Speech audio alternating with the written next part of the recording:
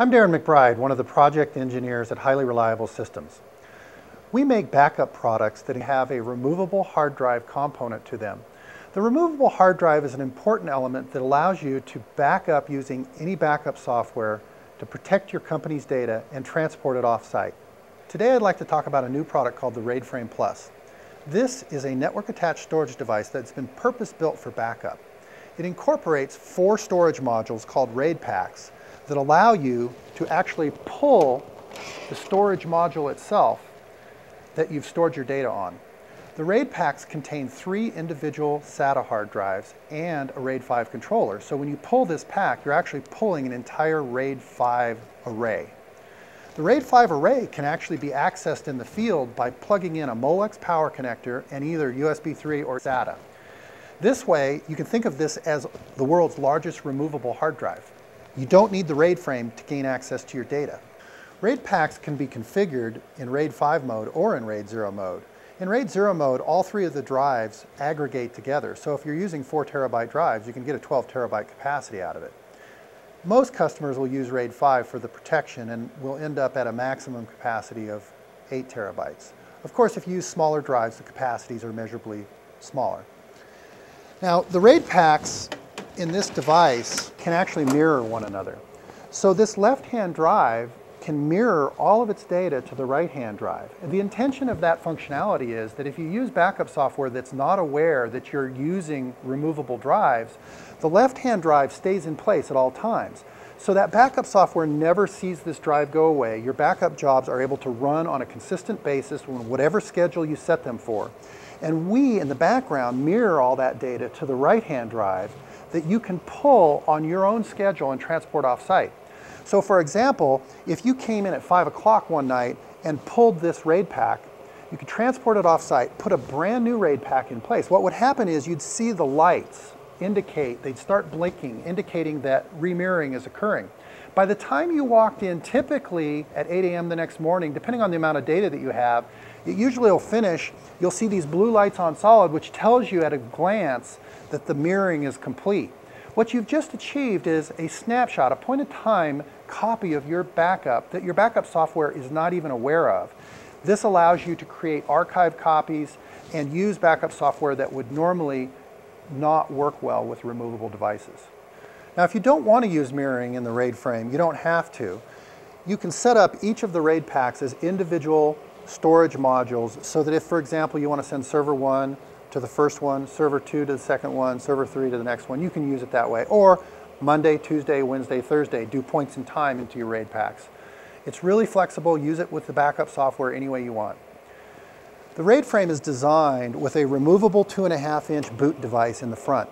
The idea here is that if there's ever a problem with a boot device, we send you a new one, and without needing a monitor or reconfiguring or restoring the device, it'll boot up and work the way it's intended to. The RAID frame backs up data at approximately 300 gigabytes an hour, depending on, of course, what backup software you're using. This allows you to move large amounts of data much quicker than you could send the data to the cloud. RAID packs can then be used as a seed for your cloud backup scheme so that you can incorporate both, or you can use it as a standalone device. The RAID frame connectivity is via gigabit Ethernet. You put an IP address on it or use DHCP so that it can connect to your network.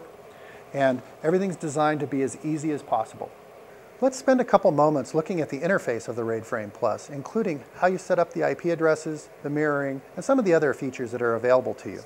The way you get to it is just to open any standard browser. I'm going to open Firefox. And you have to know the IP address of the RAIDFrame Plus. In this case, we've got it on 10.1.1.201.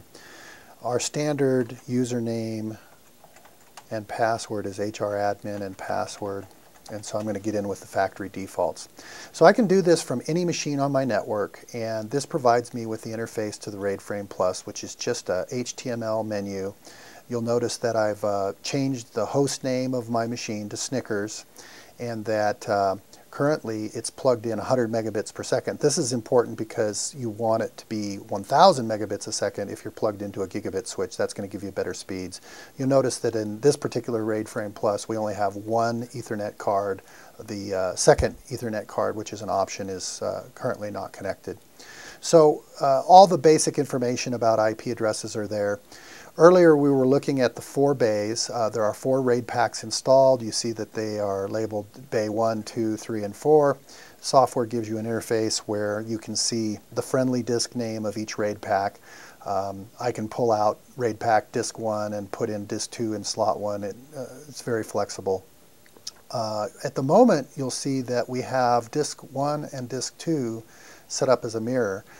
The RAID packs themselves are populated with 4 terabyte drives, but they're set in RAID 5 mode, so we lose the capacity of one of the drives and it ends up being 8 terabytes.